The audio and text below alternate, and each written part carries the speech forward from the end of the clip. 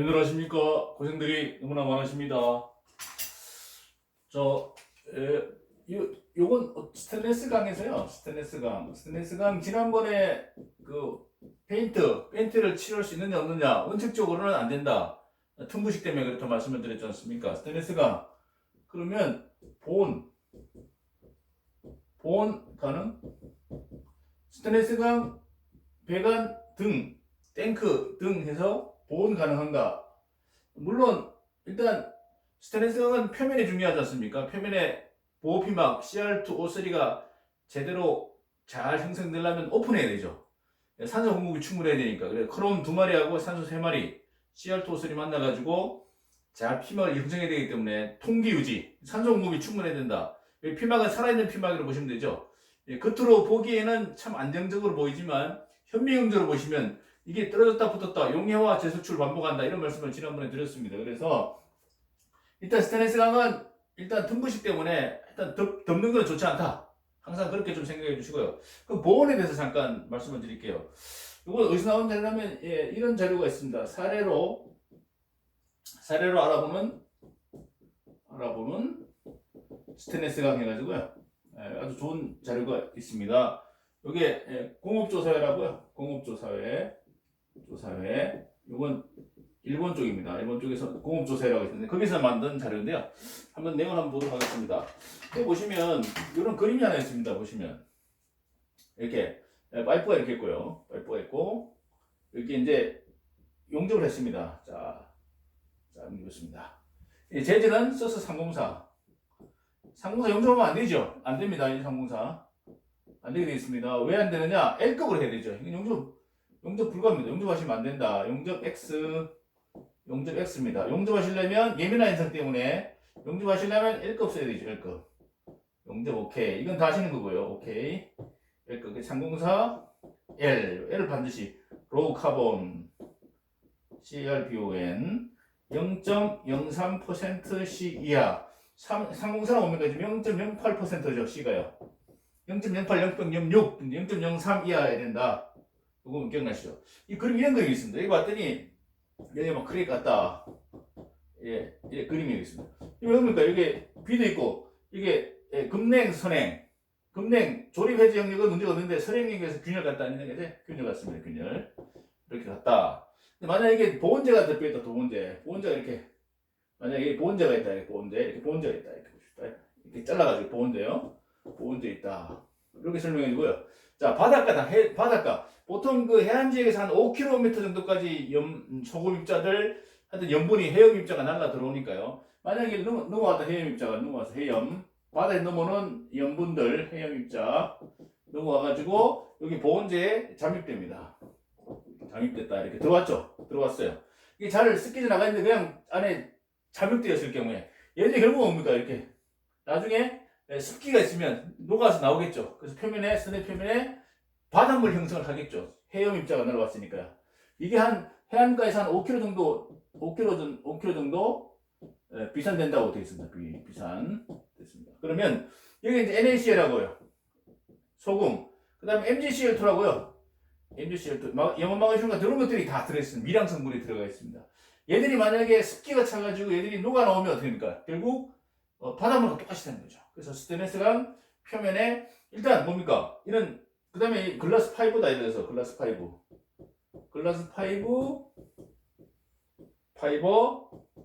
보온재다 이렇게 되어 있다. 보온재. 예를 들어서 자 이런 경우에 균열 발생되는데 여기서 말하는 것은 자 이쪽 선행 구역에 발생되기도 하고 예민한 영역이죠. 되기도 하고 예민화되지 않은 부분 이쪽 그냥 멀쩡한 부분도 크게 간다는 거죠. 이쪽도. 이걸 보통 그래서 입계균열인데 얘는 입내균열도 생기더라. 이런 설명을 하고 있습니다. 자, 이건 당연히 이제 예민화 생기니까 당연히 생기는데 이 멀쩡한 살에서도 요거 바닷물 때문에 생기더라 그런 얘기입니다. 그걸 이제 설명해 주고 있는데요. 자 그러면 이렇게 사례를 이렇게 설명하고 있습니다. 보시면 자 제가 한번 정리해 보겠습니다. 소스 상공사에 대해서 해양 분위기 폭로죠. 해양 분위기고 분위기 폭로되었을 때 여기 보시면 1번.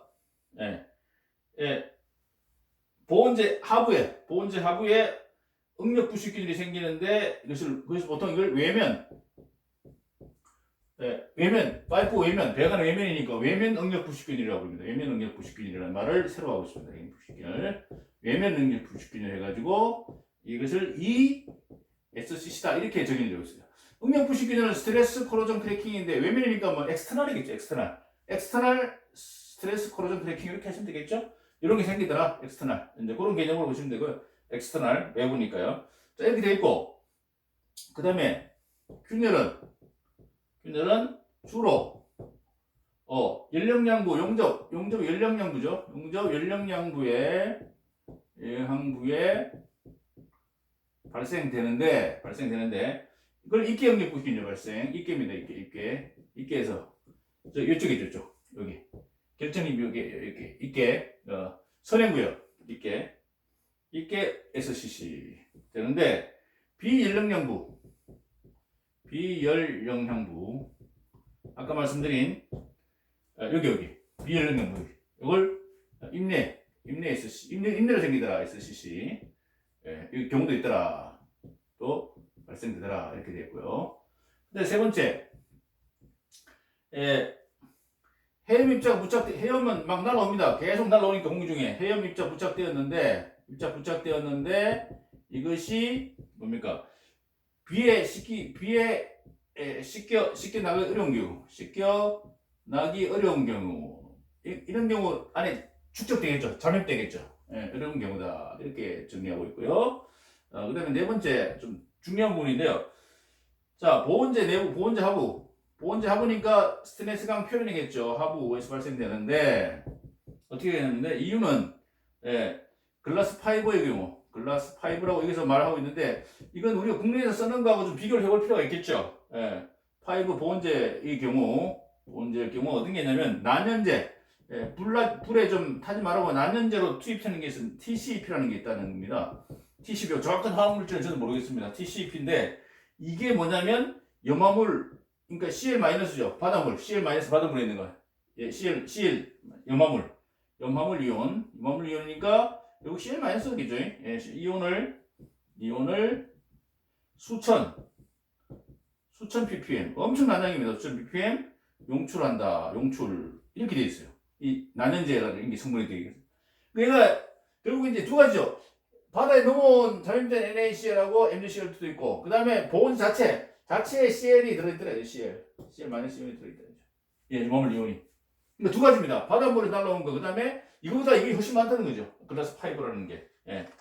근데 또 이런 게 있습니다. 분석을 해봤더니 이분들이 습도 80%, RH라고 이렇게 보통 상습도겠죠. 습도 80%보다 습도 40%대가 보통 우리가 그 습도 60% 이상이 부식되는 건데 여기서는 마그네슘이라든가 이런 게 들어가 있어가지고요. 습도가 낮아도 용해돼가지고 그 낮은 습도에서 부식을 일으킵니다. 그래서 특히 습도의 80%에서는 이렇게 됐습니다. 이 온도가 높고요. 얘보다 온도 높죠. 고온 상태고 이때는 약간 고온 상태죠. 이때고 해임자 중 상태인데 이 상태에서 고온 상태고 이때는 NaCl하고요. NaCl하고 MgCl2가 모두 용해되어 있는 거에 대해서 용해되어 있는데 여기서는요. 얘보다 좋은 상태면서 뭐라고 되어 있냐면 여기는 MgCl2가 NaCl보다 더 촉진된다는 거죠. 좋은 균열을 촉진하는 균열 촉진제. 그러니까 마그네슘 Cl2인데 Cl이 결국 마그네슘과 같이 작동해서 더 촉진시킨다. 균열 촉진제라는 거죠. 균열 촉진제 MgCl2가 용해 상태.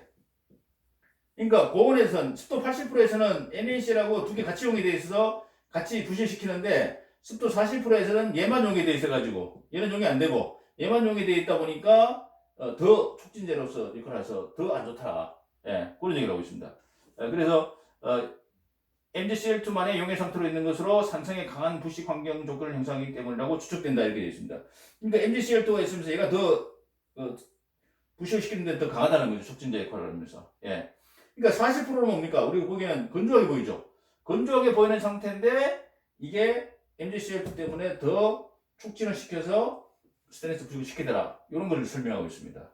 예. 그래서 이렇게 우리가 두 가지 조건. 바다에서 염분이 날라와서 축적 잠입되고, 그 다음에 글라스 파이브에 있던 CL, 여기 서로 상승작용, 예? 같이 효과를 나타내면서 스테인리스 강에 부식을 시키더라. 그러면 방지 대책은 뭐냐? 방지 대책 이렇게 이게 이렇게 하고 있습니다. 방지 대책. 자, 방지 대책. 이렇게 정리를 하겠습니다. 1번. 그렇죠. 예, 반드시 써서 상공사 영접하신다면 L급.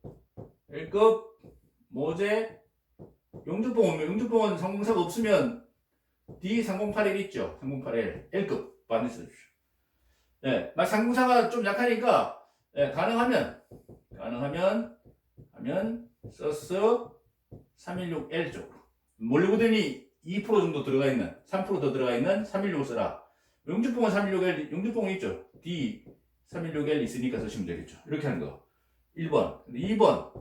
자, 보온재 재질 바꾸자. 이런 경우에, 보온재 재질 변경 추천입니다. 변경. 어떤 거냐면, 글라스 파이브가 염화물연이 엄청 많다니까, 이쪽에서 하는, 이쪽 그 공업조사에서 이렇게 얘기하고 있습니다. 그래서, 변경. 글라스 파이브를 글라스 폼. 이렇게, 예. 요 차례 나와 있는 거 제가 말씀을 드리겠습니다. 글라스 폼, 규산칼슘, 또는 가용성 규산염. 이렇게 되어 있습니다. 가용성 규산염. 첨가 보온제를 쓰자. 보온제 사용.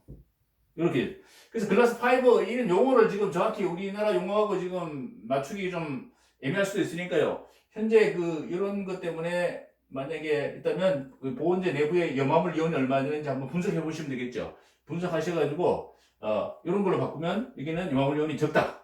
예, 그래서 작게 들어가 있기 때문에 이걸 사용하자. 그래서 두 가지. 용접할 때 일단 요거 예민할 때는 요거 금냉 선해 구역에 생기는 예민한 현상 방지하기 위해서는 L급 반드시 쓰시고 L급 로우 카본 쓰시고 0.03.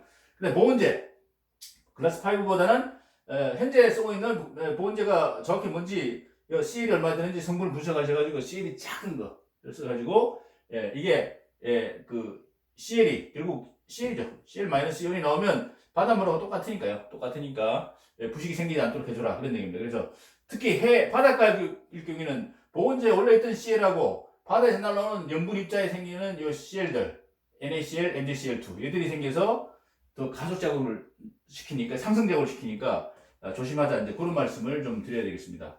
그래서 이걸 좀 우리가 좀 정확히 좀 파악하셔가지고요. 현장에서 이걸 좀 해주시고요. 결국 스테인리스 강은 뭡니까? 스테인리스 강. 앞서 말씀드렸지만 이거 치고요. 스테인리스 강은 일단 이것도 tum부식입니다. tum부식.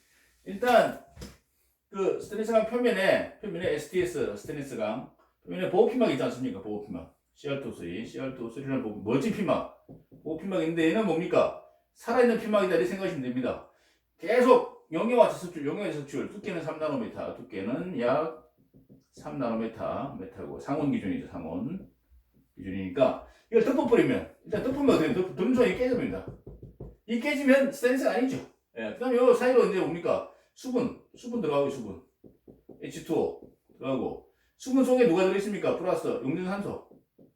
예, 결국 용준산소가 범인이죠. 얘가 부식인자죠. 예, 산소 들어가서 요즘 들어가서 피막을 만들지 못하고 어떻게 됩니까? 너무 양이 작기 때문에. 그래서 이런 커브가 있었죠. 용존산소량하고 산소량과 O2죠. O2 ppm하고요. ppm하고 부식률이 있었습니다. 그래서 부식률 보시면 자, 일반 탄소광은 이렇게 물속에 보통 8ppm 들어있죠. 0ppm이고 이게 사라면 여기 스테인리스 강은 이런 게 있었죠. 여기 탄소광, 이건 스테인리스 강입니다. 스테인. 그러니까 4ppm, 물속에 8ppm 들어있고, 그러니까 충분한 양이 공급 안 되면 어떻게 됩니까? 부식된다는 거죠. 4ppm 이상 되면 부식이 안 되는데, 그러니까 여기서 미세한 틈으로 수분 속에 수분이 들어가는데 수분에 들어가서 O2가 따라 들어가서 이 정도밖에 안 되다 보니까 부식을 시키더라. 그게 틈부식입니다. 그러니까 여기 들어가서 그러니까 결국 수분이 들어가고 그다음에 결국 수분이 들어가면 수분이 결국 20% 이런 게 있었죠. 이렇게 이 습도가 있었죠. 습도. 일반적인 습도가 있었습니다. 습도가 있었고 부식률이 있었습니다. 부식률이 있었고요. 보시면 이게 부식 안 된다 쫙 올라가는 게 부식 이게 60%였죠. 60% 있었습니까? 60%에서 부식됐는데 60%. 근데 아까 보시면 여기서 보시면 MgCl2가 있는 경우는 40%대 40% 습도 때도 그때는 얘가 녹아 나오면서 더 강하게 부식시키더라. 그러니까 일반적인 60%인데 40%더 부식되더라는 거죠. 예, 그래서 일단 그래 주의할 건 뭐냐? 스테인리스가 일단 보온을 안 하는 게 제일 좋습니다. 제일 좋은데 보온을 할 수밖에 없는 경우에는 자 그러면 보온제 속에 들어있는 염화물 이온이 얼마 되는지 아까 난연제 때문에 TCEP라는 거 그것 때문에 너무 많은 게 있는지 그걸 확인해 보시고 거기 없는 걸 일단 쓰시고 그 다음에 요거 용접할 때는 반드시 L급 쓰시고 자 이걸 항상 기억해 두셨다가 만약에 1년에 한 번이라도 샘플로 한번 이렇게 분해해 가지고 내부에 부식됐는지 확인해 가지고 이런 환경이 있다면 요거는 만약에 이제 보온제를 바꾸고 처음부터 보온제를 바꾸고 그 다음에 요거 L급 바꾸고 그러면 부식이 이제 뭐랄까요 틈부식은 생길 수 있는 확률이 있기 때문에 만약에 습기가 차면 분명히 틈부식이 생길 겁니다. 그래서 근데 줄일 수 있는 게 뭐냐면 용접 일단 요거 L급 쓰시고 그 다음에 해염 입자가 날라오는 곳을 어떻게 하면 막아야 되는데 그쪽을 하여튼 최대한 한번 막을 수 있도록 최선을 다하시고 그 다음에 요거 보온제 속에 있는 CL을 줄이는 거 이렇게 해서 위험성을 낮추는 거 100% 못 막더라도 하여튼 위험성을 낮추고 균열을 줄일 수 있는 방법으로 하는 게 우리가 이 사례를 통해서 이해하고 좀 대응할 수 있지 않겠나 이렇게 생각합니다. 예, 감사합니다.